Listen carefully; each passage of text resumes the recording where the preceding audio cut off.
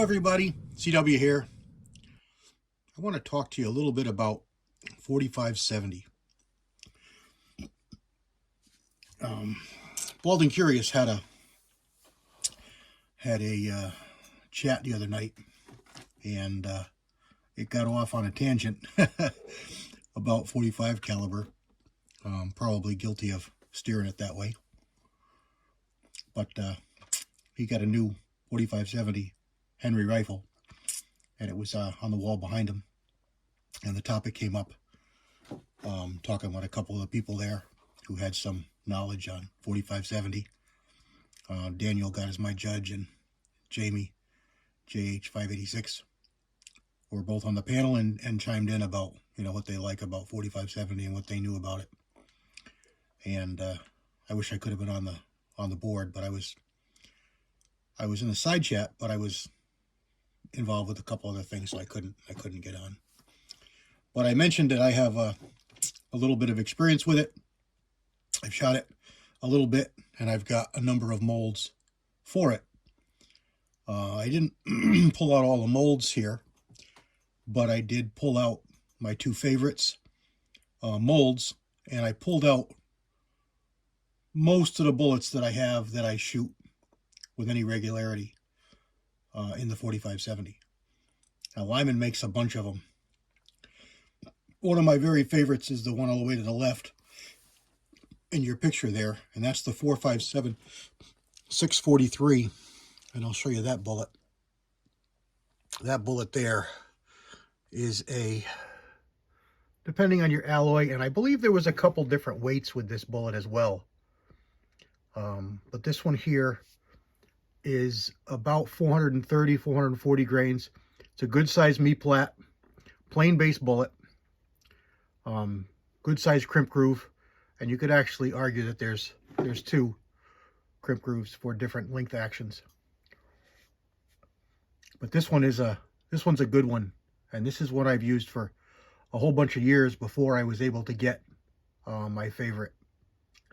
But this is a good one. My mold in this is just a single cavity, so it's kind of slow to produce bullets, but you really don't shoot them that much, so it's not so bad. But let's go and look at my favorite bullet, and that is a Lee bullet. This is the 350 grain Ranch Dog from Lee, gas check bullet, good size me-plat, designed for micro groove rifling. Excuse me, I had a little frog in my throat. Designed around micro groove rifling if you've got a Marlin, but it shoots fine in everything. Of course, everything I have is powder coated. Here is the heavier version of the same bullet. This is also a Lee, also a Ranch Dog, also 4570, same exact size me-plat. This one looks like it was dropped. Also gas checked, but this one runs about 420 grains, and again, alloy dependent. If you run it softer, it's going to run heavier, and it's going to run smaller diameter. If you run it harder, real hard alloy, it's going to run fatter, but it's going to be lighter. So just keep that in mind. Here's another bullet that I really like. This one here is actually a really dandy in the SOCOM. This is an RCBS bullet, 300 flat nose. This is a really dandy bullet. Also gas checked, 300 grains. Here's a Lyman 457 191, plain based. A little bit of tear out there. Plain base bullet, just under 300 grains. And I like this one a lot. I shoot this one a lot in the 450 Bushmaster. These molds run, they're made for the 458, but they run small in diameter, so they're easy to size down to 454, 453 to use in the smaller 45s. Anyway, that's one of my favorites there. This one here, there's actually two different bullets here. This one here is about a 400 grain flat point, And you've noticed it's got the same profile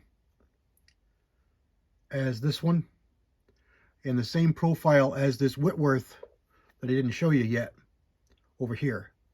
So there's a whole bunch of bullets in the Lyman line for 4570 that are almost identical nose profiles. The only difference is the shank of the bullet. Now this is a Whitworth style bullet, plain based, about 450 grains. And this is my subsonic bullet for the 450, but it shoots great in the 4570 as well. This one's a little bit longer. It's actually conventional grease grooves, not the Whitworth style, which is different than the Lee tumble lube style. But that's all not really what we're talking about here, but they are different design bullets. These are conventional grease grooves in both of these bullets. And then we've got another one over here that I don't have opened up. Let's open up the bottle here. And this is a Lyman 457-124. This bullet also varies in weight depending on what you get, because Lyman was never consistent. This one happens to be a little over 400 grains, and it's a round nose. It's only a little bit flat because of the sizing going through the sizer, but it's a round nose bullet, where the other one was a definite flat point bullet. This is a nice 4570 bullet too. And then here's my second favorite of all of my bullets. And you'll notice the same shape in the nose again. This one is 330 grains. And this is called the 457-122 or the Gould Express. It's a hollow point bullet. Designed for the 4570. Designed to be cast in wheel weights and run about 1,600 feet per second.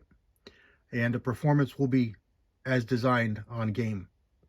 So if you want to run a bullet that you know is going to expand in lead, this is your baby right here. This is a really, really good choice.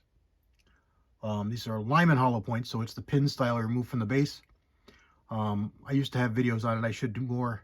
As time progresses, I'll get back and get all my old mold videos back up on Rumble. But it was lost when YouTube gave my channel the boot.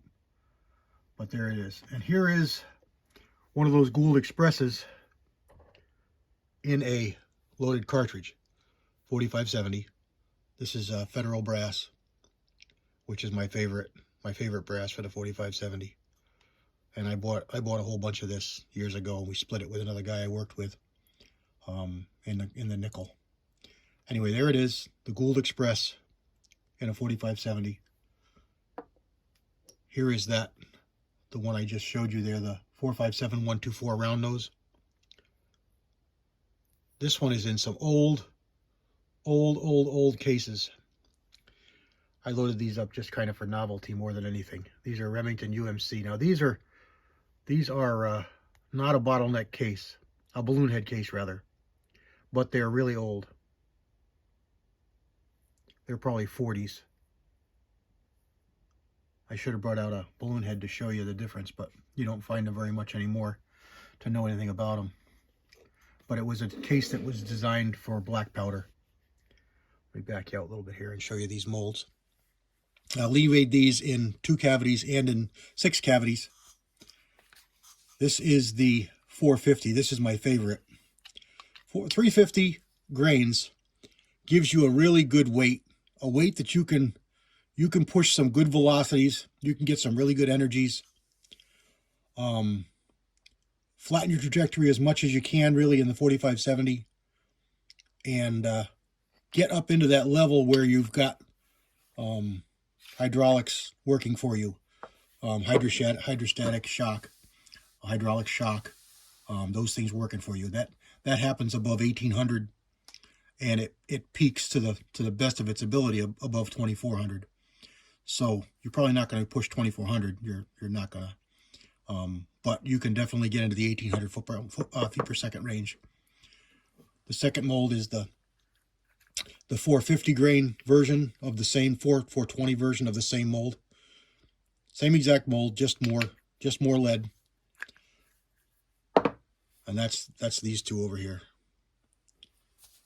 So we've got quite a few choices that I can cast up. Most of these are single cavity, single cavity, single cavity, single cavity, single cavity, two cavity, and single cavity. These two are 6 cavities. But this one is my favorite. And Val, if you're watching, this is the one that I'd recommend you start with, because I think you're gonna agree with me, and you're gonna like everything about it. If you want a lighter bullet, you got to have it. This is a good choice. Keeps you in a gas check where you can push the pressures and not have a worry. But if you wanted to go with a all lead plain base, I've got this one.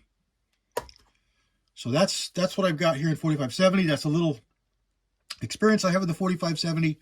I've shot it in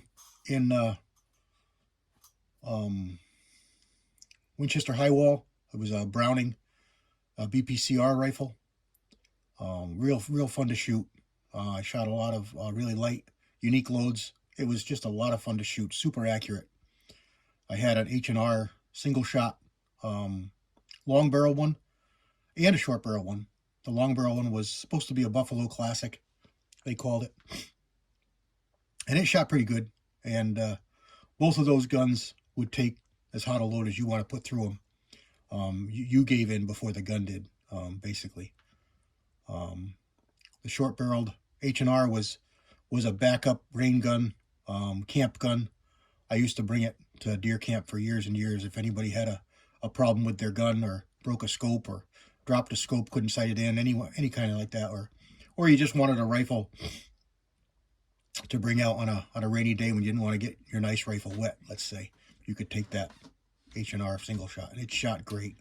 And I shot it with those. That's what I had it loaded up with, those Gould Express. And those things just ball up. Again, wheel weights, 16 to 1, something like that, 10 to 1, something like that. Gives you a really good alloy that's got enough tin in it that it stays together and just balls up and just makes a big hole. And then the 4570s in the Marlins, that's another favorite. I love those. That's the levers I have. I had the option at a 2 rifles that I wanted at the same time, and I had to make a pick, and I picked the Marlin.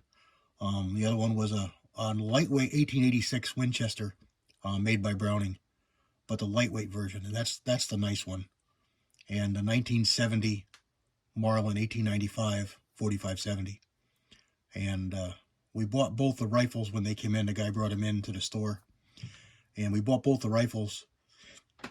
And the guy I worked with bought one, and I bought this one. And it's been with me ever since. That was 30-something years ago. And it's probably my favorite, 4570. But I've got a little short-barreled guide gun as well in 4570. And one of the hardest kicking calibers I ever shot, firearms I ever shot, was I don't know if it was a 12 or a 16. I got to think it was a 12 inch, because I think it had porting, Contender. And I shot some stiff loads in that, and that was a handful. That was the first gun that I experienced that twisting, the force of the bullet going down the barrel through the rifling, twisting the bullet to provide balance and stability. You can the gun actually twists in your hand with heavy loads. The torque of that bullet getting into engaging the rifling twists your hand. It's serious recoil. Again, these are heavy loads. These are 400 grain bullets pushing, say, 2,000 feet per second in a rifle. They wouldn't do that much velocity in the 12-inch barrel, but that's the kind of high power loads they were. They were not safe for light 4570s. That's something else we talked about, and I'll touch on here quick. We're getting kind of long. But the 4570 is basically loaded to 3 different levels, 3 different pressure levels. You've got your bottom line stuff, which is your Trapdoor Springfield and your older, weaker guns. And then you've got the Marlin level of loading, which is actually really strong. You're really right up there with the top level. You're probably going to say, uncle before you reach the top load in the Marlin level. But you can also load it up to the Ruger #1 level, which includes the Winchester Highwall. And that is right behind the 458 Winchester Magnum. So you've got some serious power on tap if you've got a strong gun. I would load that Henry to the same as the Marlin. I'm sure it's every bit as strong.